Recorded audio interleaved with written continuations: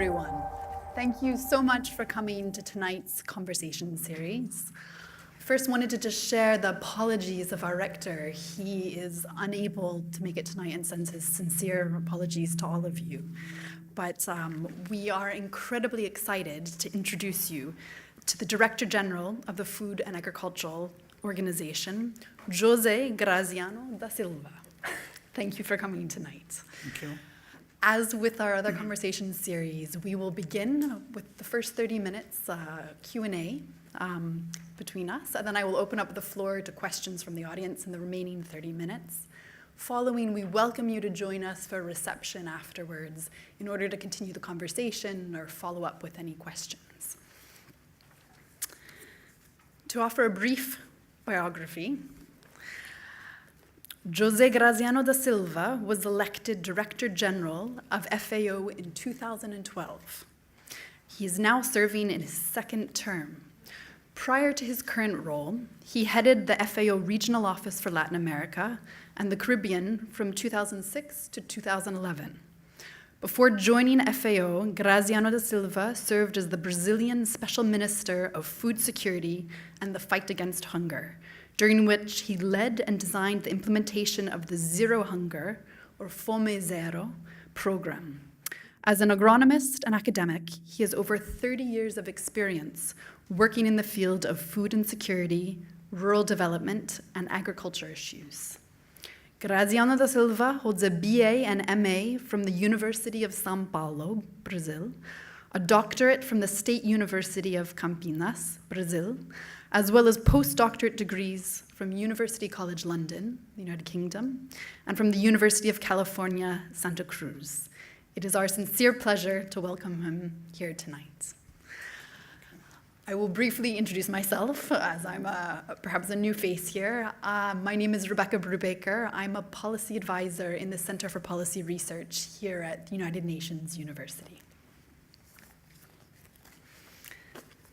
To begin tonight's conversation series, I wonder if you could speak to us a little bit about, from FAO's perspective, what are the root causes of migration?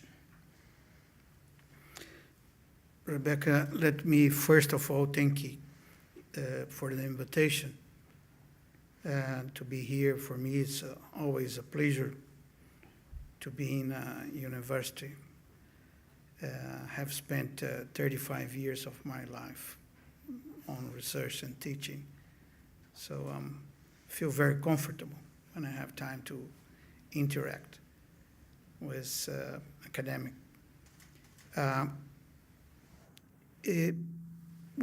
We are trying FAO to highlight the issue, or the link between migration and rural development. This is a kind of activities and research we are doing. You can, those publications are available on our website. You can download it. And the main idea is that nowadays we are talking about migration as international migration. But in fact, let's say the previous or the beginning of all this is the rural-urban migration, internal migration. We used to say that internal migration, even in quantitative terms, is 3 times more important than international migration. An estimate that we have nowadays about 250 million people moving across the borders, but we have 750 million moving inside their own countries. So we approach this issue from the perspective of people leaving the rural areas, looking for better opportunities in the cities. And we have to say that from the policy perspective, this exodus from rural areas has been the most successful policy to, let's say, get out of poverty. People who have moved from rural areas to urban areas to avoid poverty, to get a better opportunity, to get health service, education, etc. Even nowadays, we have seen how successful some countries use this policy. I think China is the best example that we have, urbanizing, depending the time you give, but it's more than 500 million people living in rural areas and coming to urban areas, and improving their standard of life, having access to public service, etc. So what FAO wants to highlight is that if you address the root cause of migration, you see deprived rural areas that have been abandoned, neglected by the governments, and for many reasons that we can discuss, but there is where the problems start. We cannot ignore that if you wanted to address and promote migration as a policy that can be part of the development agenda. What we want to say is that migration should not be considered part of a humanitarian agenda only or an emergency issue. No, this is there for a long time and will be there for a long time as an opportunity for people looking for better chance in their life, in their own countries or abroad. All this will depend what are the policies that are implemented. We are, let's say, advocating that if you bring back to this development agenda the concept of rural development that was traditional part of it, we can deal with these migration issues. So it's not only addressing the people that have successful crossed the Mediterranean, it's addressing those people where they live there, in Africa, in Syria, in Afghanistan, and so on. There's where the problem began. There's where we need to act. Thank you. I wonder, with your characterization of migration as an opportunity, as one of the most common ways to move out of poverty through rural to urban migration, I know that FAO has been involved with livelihood strategies, interventions, in order to help also create opportunities. I wonder if you could talk a bit about those and how they might influence decisions to migrate, remain, or to migrate rurally versus migrating to urban contexts. Let me give an example that was last week. The World Food Program issued a report about Syria. And the report is a research study. Says basically that there is a correlation between migration and food security and conflict. So basically it says something that we already know, but now it's, let's say, proven scientifically. When we have conflict, we have more food insecure people, and vice versa. When we have more food insecure people, we have more conflict. And people try to leave the homeland due to this issue of food insecurity and conflict. In fact, they show that 1% increase on the level of food insecurity, according to the scale that we use. That's the IPC scale. 1% plus means 2% more of migration. People leave as food insecurity improves. So the way to keep those people there is to restore food security. How we do that? I'll take the example of Syria. So, we believe that first, most of those people that live from rural areas. First, they try to go to the next city, but this is just a step to move forward out of the country, or out of the region under conflict. So if you want to retain those people there, you need to assure them that they will have food available. So they need food assistance, but you need to rebuild their livelihood, the way they live. We have a lot of people nowadays in those areas that are living in camps. Most of them are pastoralists. During the conflict, they lost or their herbs were killed. Then you bring them into the camps. If you don't give their cows and goats and sheep back, they will remain in the camps forever. So we need to give them back the means to rebuild their livelihood, the way they can work. The same applies to farmers. If you bring farmers to the camps, they want to return, but they don't have seeds, they don't have fertilizer, they don't have irrigation equipment. They will remain in the camps. So what we do in FAO, let's say, we try to complement the food assistance that WFP provides. WFP is the UN Agency World Food Program that gives food assistance. They give the first relief, because when people is hungry, you need to give them food. There's no other way out.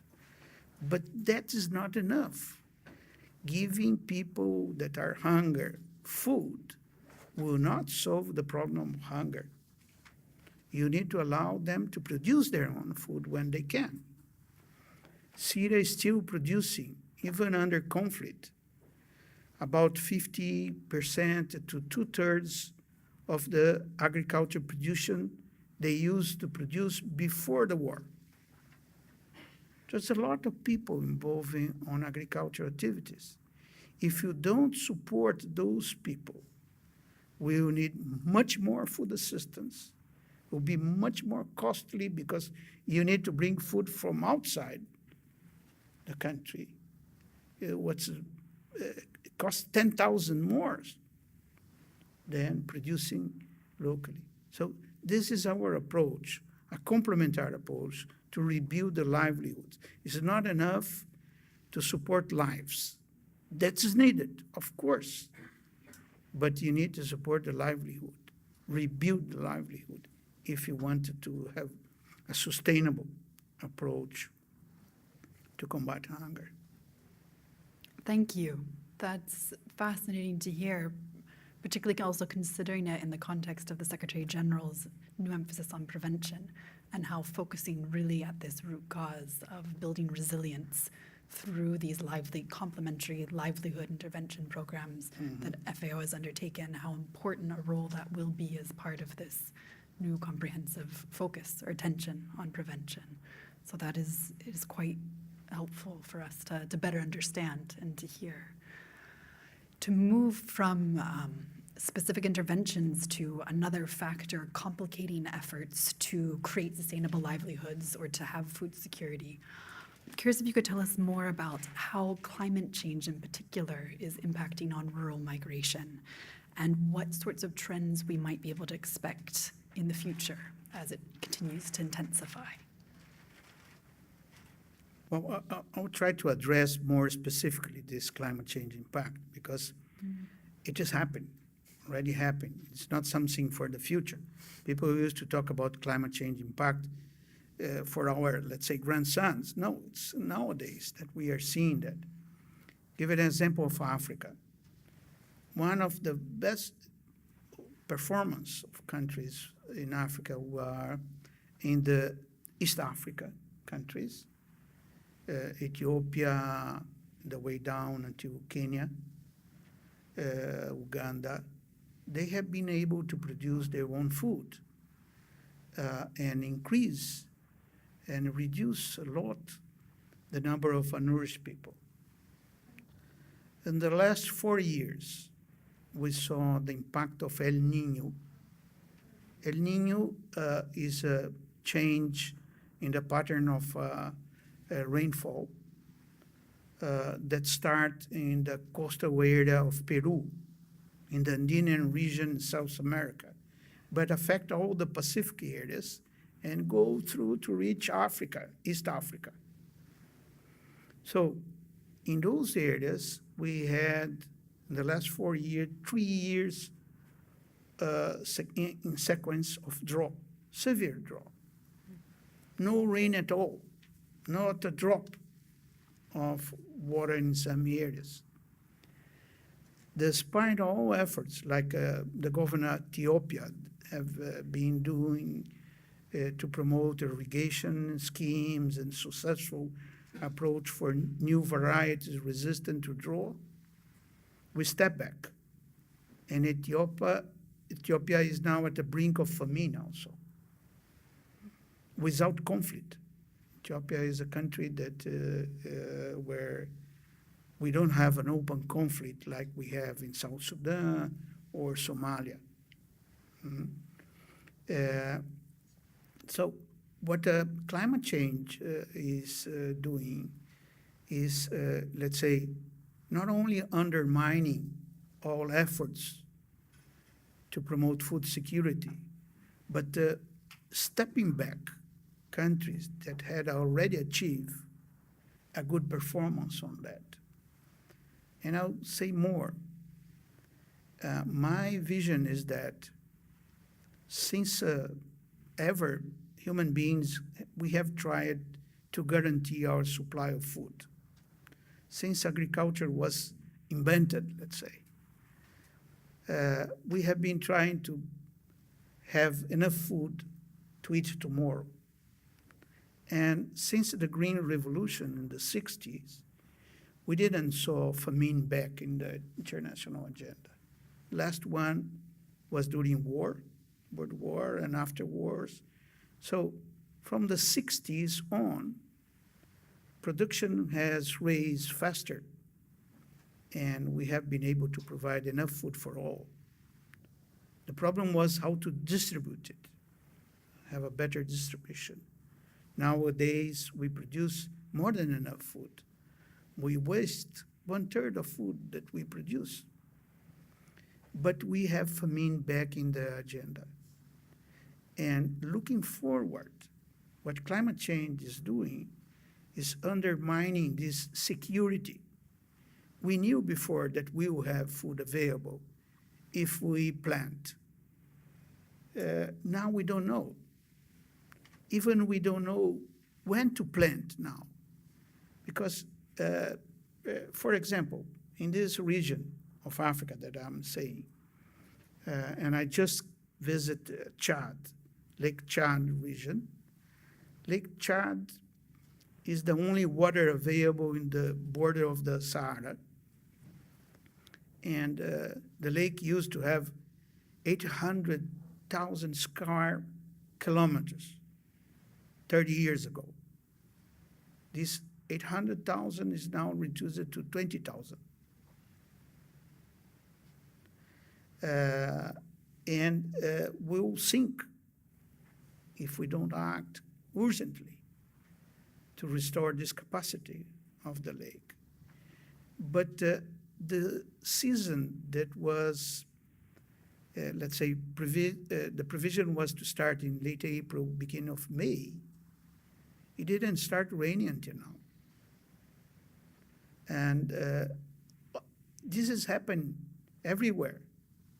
A completely different, what is being called new normality of uncertainty of raining, starting raining season. So farmers don't know when they can plant. And they started to postpone this decision. And sometimes they are not even possible to plant because there's no rain available. A lot of investment is needed to face this change of pattern of rainfall. And this is due to the impact of climate change. But after all, this introduce or reintroduce uncertainty in our future food security. And this is what we are seeing on this volatility of prices. Since 2010, 2011, the most important commodities are up and down all the times. And this is due basically to the uncertainty introduced to climate change, with other uncertainties, political uncertainty, conflict, and so on. But climate change is playing a huge role in, let's say, changing the patterns that we used to have to grow and to produce food. To shift a bit from discussing the impact of climate change in these scenarios to technologies or innovation that might assist us in better mitigating the effects, what sorts of policies or initiatives might best serve in encouraging the development of new technologies to help confront some of these challenges? Fortunately, we have made a lot of progress on this area. As I said, for example, it's very important to have varieties drought resistance. We are working with the support of Japan in Africa with the Rice Africa initiative, and they have succeeded in obtaining varieties resistant to drought. But it's not about drought. The sea level is also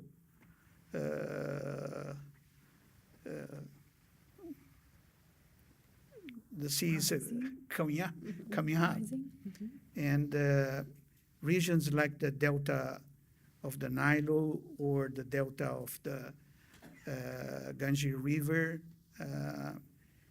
are now, let's say, affected by saline water. Bangladesh, for example, is a country, despite a small country, big population, more than 200 million people, they are autosufficient in rice. And they develop already varieties of rice that can be tolerate to saline water, even can be grown below the saline water. So this is a kind of miracle that we can do nowadays on conventional breeding, not talking about GMOs and other new technology that are also available. So for the future, this improvement of technology development will be crucial to face this change. In fact, we need to, let's say, redesign our agriculture sector with those new technology. And it's not only about plant and animals. Irrigation techniques. The traditional irrigation system of inundation that was used since the ancient times, the Nilu, like, for example, is typical of that. You take the advantage of the river flowing. Compared with the drip irrigation that is used nowadays, developed by basically Israel and other countries, is about 1,000 to 1. So the need of water that you need in an irrigation by inundation system of 1,000 liters come down to 1 liter when you use the drip irrigation. So all those technology are, let's say, nowadays available. The problem is how the farmers will adopt it. Who will fund them? Because farmers are very poor all around the world. Most important farmers that provide our food are small farmers in Africa, in Asia, in Latin America. Those farmers do not have funding capacity by their own. They need support from their governments. They need support from international organizations. So the question is there, how we can fund this new technology for them to become available for the poor. Along the lines both of developing further research on these technologies as well as finding the funding for these technologies, wonder if you could say a bit on best examples of private sector partnerships or partnerships with academia and universities around confronting some of these issues, especially given the location in which this talk is taking place. Well, fortunately, we have now a lot of examples of universities in partnership with the private sector. Some years ago was basically the U.S. only. U.S. has a tradition since the land-grant college on this partnership with private sector. But nowadays, I think that all universities around the world are looking for partnership with the private sector, because the private sector is the leading on all those areas of new technology available. Like I said, irrigation, breeding, new varieties, etc. This is all about the private sector. Also, private sector is taking the lead on extension issues, not only research. So we need to have this private-public partnership. And most of the time, we look at it as a funding issue. Partnership with the private sector is not about funding. Now, my own experience says that the private sector does not put money except under very special conditions. But they are good partners to work together with you. And they can provide and share a lot of expertise that they have available. They need the support of government institutions.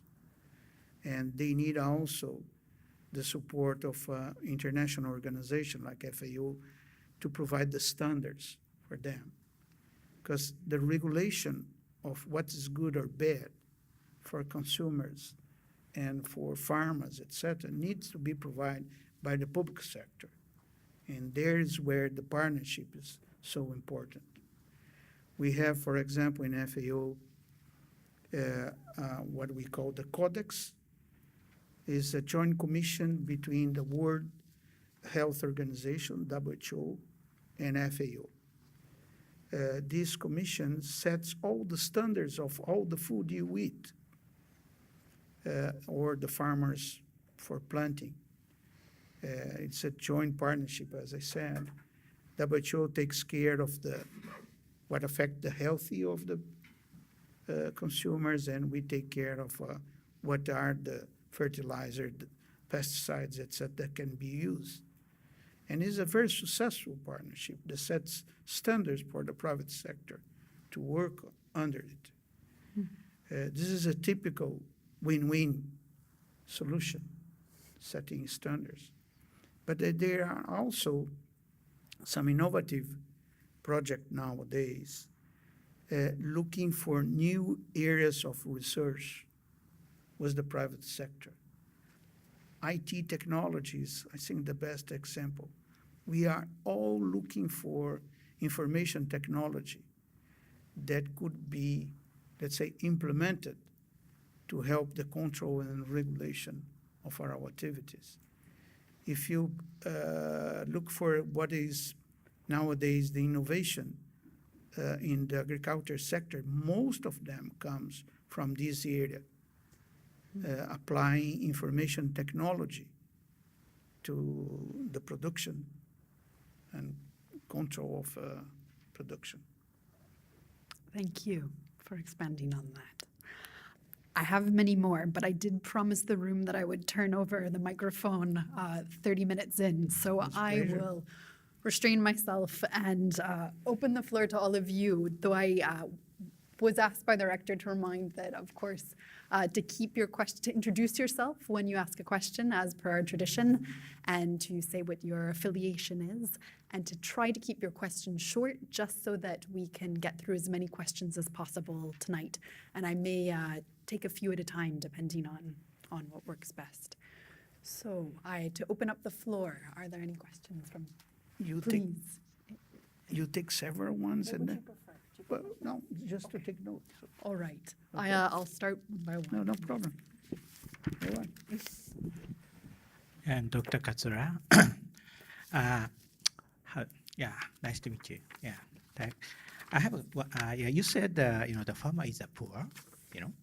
You said farmer is a poor. So, but I think that this is not responsibility for the farmer self. So I think that this is a system of the contributing to the agriculture products from the country to country. So for example, the one banana, in Japan or in the United Kingdom, the one piece of the banana is like $1 or something. But the producer of original producer in Africa, or South Asia, so they are selling the farmer is selling the like 1/1000 price of the selling price in the industrial nation. So I think that so United Nations or international organization, I think that they you have to that such kind of the very strange system. So if the farmer have the more money from the industrial nations, so that changing. I think that changing the situation. How do you think that? Thank you so much. Maybe we'll take just a few questions to I didn't understand the question. What do you want to know? Is it possible to paraphrase Yeah, it, what but do you just want to know? the crux of Or you just make a statement? Sorry, I didn't know. Yeah. So that in Africa or in South Asia, you said the farmer is that they are very poor, but this reason is selling system from the agriculture product, I think. So how do you think that improve this issue there? Yeah, thank you so much. Can we take another question or two from the audience? Please in the front here, and then we'll go to. Okay. Well. Oh, it's my turn. Ron McFarland, Unica, Japan. My question is, I have traveled through a lot of the countries that you mentioned, and I know the concern for water. And we think of water coming from the sky, but there's an awful lot of water in the ocean. And my question is, what activities are involved in development, particularly water desalination programs, taking salt water and turning into sweet water you can use for agriculture? Is that moving in a massive scale, which I think may be needed in the future? That's my question. Desalination programs. Thank you. And a third question before I turn it back to our guest. Muito prazer, Director General. Sou Kikuko Sakai, the United Nations Center for Regional Development. And my question is about concerning for the migration and also the rural resilience. I would like to know about the fisheries, because rural fisheries fishers tend to move around to catch a fish or more fish. So that is why sometimes in the coast, they sometimes move around the coastal area because of the season and also climate and so on. So that is why I would in some place there is if there is a cooperative, they support their life, but especially in the rural areas such as Africa and some other countries, how to stabilize or how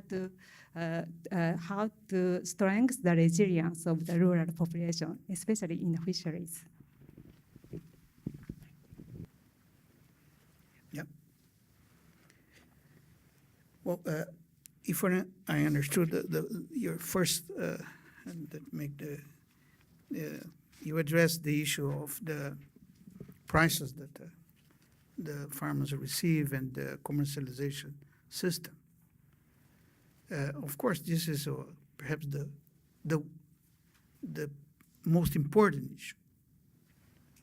And have to say that we did little progress in promoting alternative systems like cooperatives, etc. So nowadays we have big enterprise that are responsible for the big, let's say, retailer selling all around the world and controlling this international price commodity. What we do in FAO, for example, we have a system that is called AMIS, Agriculture Market Information System. We provide up-to-date information about prices for the four most important commodities: wheat, maize, rice, and corn in a month's base. Providing this information, it gives a kind of orientation for the market. We also give the trend, if this is going up or going down. So this has been proved useful for farmers' organization to cope with this volatility of price. But unfortunately, the poor are not organized. That is the point. Poor people are not organized. And we need to improve a lot of these cooperative schemes and others to try to address that. It's not easy to do because it's a cultural issue. African countries have a different approach for these systems. They are individual buyers and sellers. So it's not easy to address this.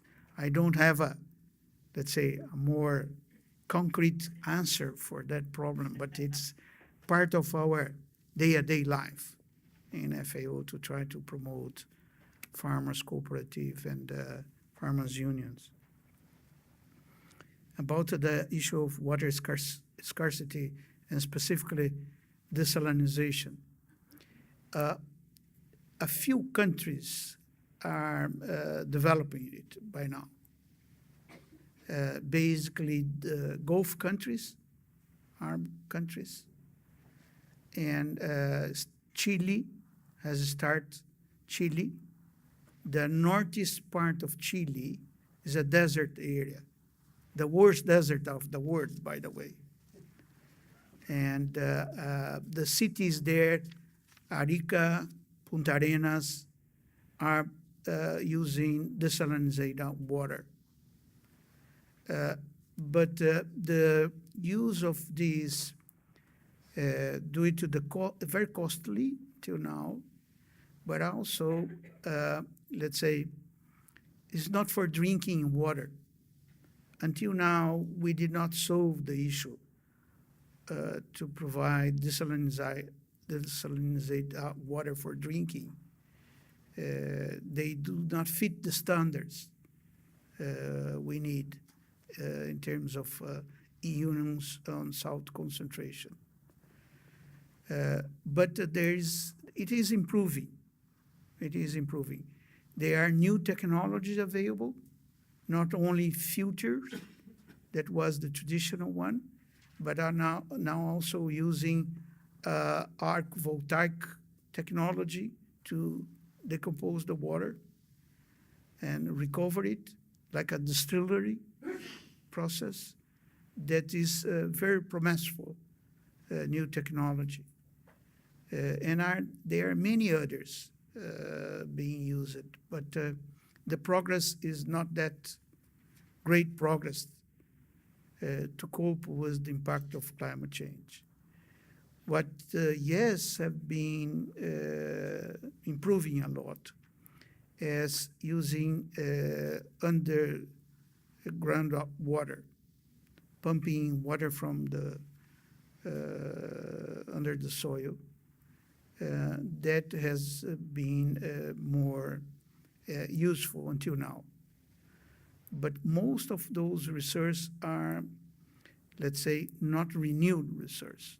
There's like the oil, there's a stock of water there. And when you start to pump it, you just deplete it very soon. Or as you do in the Lake Chad area, because there is this lake there, but you started to pump water from the neighborhood and you're pumping water from the lake. They go under the soil in a communication system. So this is what is happening all around the world. You are seeing more and more news about lakes sinking all around. Is due to that, pumping water for the underground soil. Fisheries. Well, one of the greatest impact of climate change is on fisheries and the oceans. Fish stocks and acidification of the oceans are affecting the fish stocks and the way the fish move around the oceans. Unfortunately, little has been done until now to address the oceans issue. Oceans, except for mining and oil, does not host many economic activities except fisheries. So it has not been addressed properly until now. Now, this year particularly, there is a raising concern about the oceans.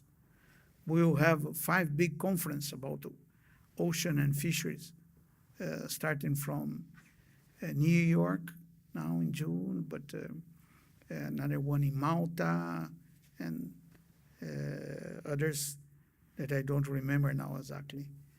I think this 17 has the first year that ocean was taken serious, because 3/4 of the world is about oceans. And we have been neglected. We have been treating the oceans as a waste swimming pool that we throw there everything that we don't want inland, including plastic. That's become astonishing, the pollution of plastic in the oceans, affecting fisheries, promoting. So we have a long tradition in FAO working with fisheries. One of the things that we are promoting now is to combat illegal fishing. FAO has an agreement that was agreed in 2009 that's called Port State Measurement Agreement. This is an agreement that's the only binding agreement. It entered into force last year, 2016, and we have more or less 70 countries. I am informed that Japan is considering to join this agreement, and I will very welcome this. It's very important for countries where fishing is so important to help to combat illegal fishing. And this is just a starting point to regulate this fish market. Most of the fisheries are small and artisan fisheries and need to compete with big vessels fishing in large scale. Most of them do not respect the boundaries, that it's very difficult to set the boundaries in the ocean. It's easy to get in national waters. And this is part of this agreement, that we need to respect the legal issues behind fisheries. I hope that, as I said, we started it get enforced last year. 1 year after, we have more than 70 countries already. We'll have the first meeting of the parties now in Oslo, Norway, at the end of the month. Will be the first meeting to discuss the implementation of this, how we implement. Because it's not only about illegal fishing. You can imagine that a boat that is not registered, that is illegal, it does not traffic fish, traffic all kinds. Even piracy is related to this. So it will be a big improvement if we could get Japan and other big fishermen nations under this agreement. Thank you. I think we have time for 3 more questions, and I'll take them as a group again. Well, Testing my eyesight here. Just because folks are out in the back. How about this gentleman all the way in the back row on the right-hand side at the very back? Thank you for the talk. I would like to know the joint program of the FAO and IAEA, and at what scale this program is benefiting the farmers. I didn't understand. The joint program of FAO and IAEA? Yeah, And on how agriculture, on agriculture and how it is benefit. about the benefiting the implementation farmers. rate. Yeah. What is the organization? IAEA, International Atomic Energy Agency. Atomic energy. Oh, IEE. Okay. IAEA. Yeah, okay. Thank you. Okay. Could we have another question from the, sorry, just trying to make sure I can see it. To go with the back, how about at the very back here on the left-hand side?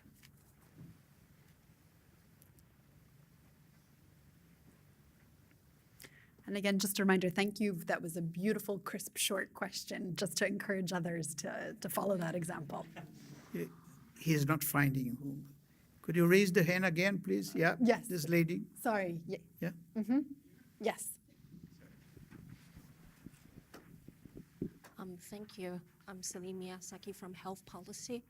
I'm just wondering, through your talk, are you encouraging migration here, or you are not? I would like to clarify that. Thank you for your question. Take this gentleman in the middle of the right-hand side here. Sorry, right-hand side from my perspective. Your left-hand side there. Thanks. Thank you very much. I'm Oscar Gomez from JICA Research Institute. I have to say that I was a little bit surprised that FAO was selected to co-chair these negotiations for the Migration Covenant together with IOM in the negotiations that are ongoing for next year. And I wanted to know what FAO is bringing to the table in these negotiations, especially now that we have, as you know, this process was led by President Obama in the New York Summit last year, and now this year we have a totally different geopolitical scenario. So I wonder what is FAO bringing to the table in this very difficult context? Thank you. Thank you for the question. I wonder if I could piggyback onto that last one, and that given what a critical year 2018 is with the Global Compact, time permitting, I would be very interested in hearing some of your hopes and aspirations for what that Global Compact may include, given the important role that FAO will be playing in that respect. Well, the first question about the IEAE. We have a joint division in Vienna that FAO provides the expertise for pacific use of nuclear energy in agriculture issues. And it's this division that is assisting after 2011 disaster in Fukushima, the farmers and the prefecture of on growing food and vegetable and restore their capacity. This is what we do. We have many techniques. One of the very important one is we use the cobalt to make the flies, male flies, sterile. And for example, this is a very successful technique to combat the Zika virus in the tropical areas, where it's quite impossible to use pesticides to control the mosquito breeding, and so on. So there's a lot of application of nuclear technology to agriculture. Basically,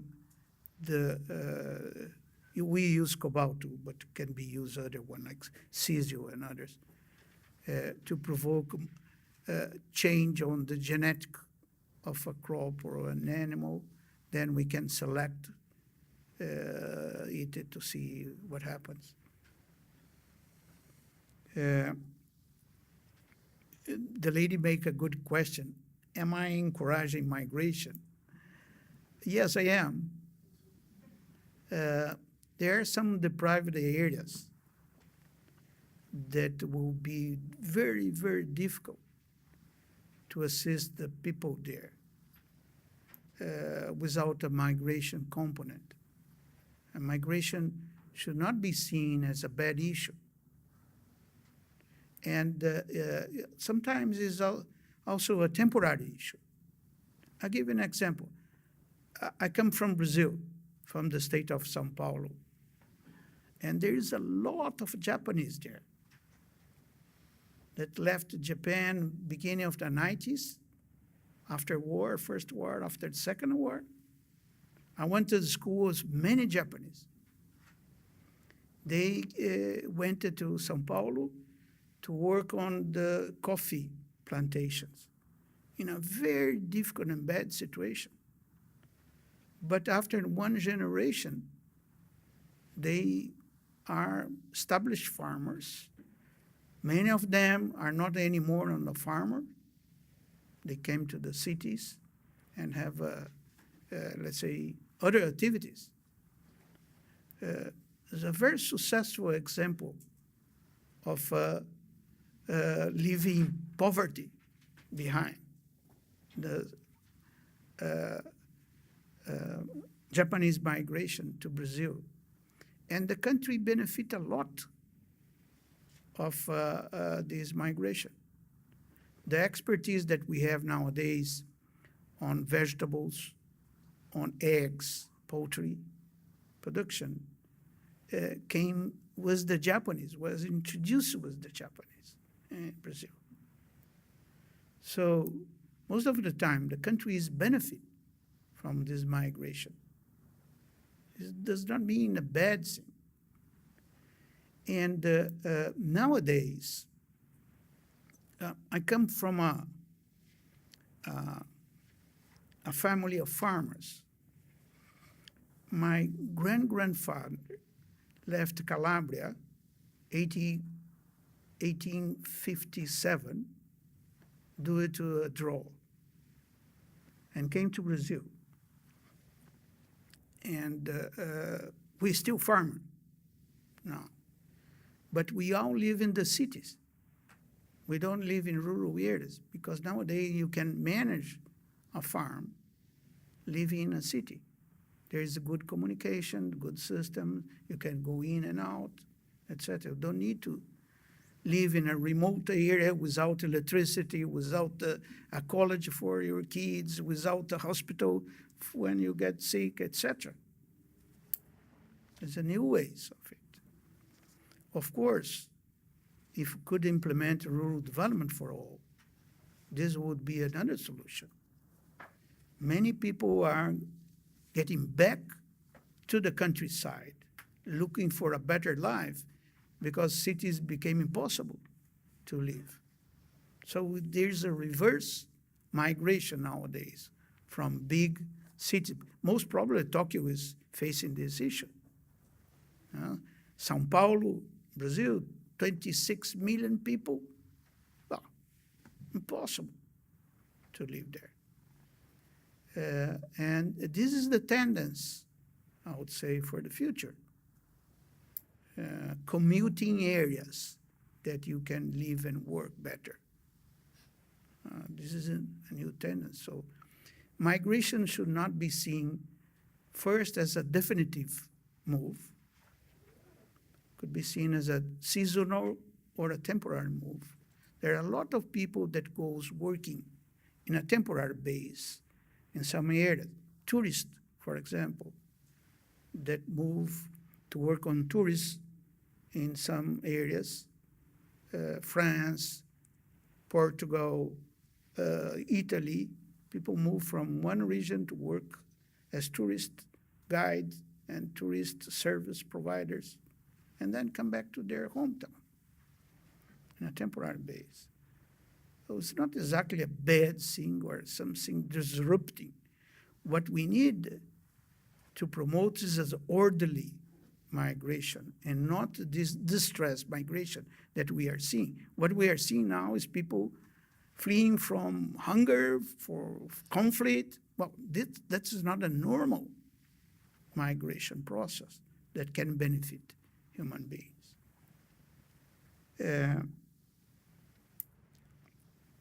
What FAO is bringing to the table? I think that FAO has three things to. First, we are the biggest, one of the biggest organizations, the UN system, and the one that has the mandate on these rural issues. So bringing the rural-urban migration to the table is very important, my opinion. But also, a second point is that the vision that we have of this migration as not necessarily a definitive issue, but a temporary issue, in and out, seasonal migration to provide jobs, temporary jobs, etc., can be very helpful in addressing some traditional centers of migration. Give an example, Mexico and the neighbor countries, Guatemala, the Corredor Seco, and also the US. This is a traditional migration that you go in and out all the time. And third, FAO has a tradition on negotiations. We are perhaps one of the institutions that have the lot of experience in negotiating different agreements and treaties on different areas. Fisheries, as I said, is a good example, but we have also the same in forest, in water conflicts. We have a lot of agreements to negotiate. Land conflicts. FAO has voluntary guidelines that influence all the policies around the countries around the world. So we bring this expertise on negotiation, but it's fundamental to achieve a good result. And that gives me an opportunity for the Global Compact. My hope is that we can achieve an agreement. Whatever is the agreement is better than non-agreement that we have now. We need to achieve an agreement on migration. If not, this will become one of the most disruption issue of modern life. Countries are turning to be homophobics, turning to be, let's say, we have seen the far right raising on this issue to forbidding people to get in countries, building walls, building camps that appears to be the, let's say, the first step for a concentration camp, and so on. So we need an agreement on migration. That's my hope, that we can agree in a civilized way that's around the table on something about migration, how to deal, cope with migration in the future. Thank you so much for the time that you have given to us today. Please join me in a round of applause for our dear guest in this case, the Director General. Thank you very much.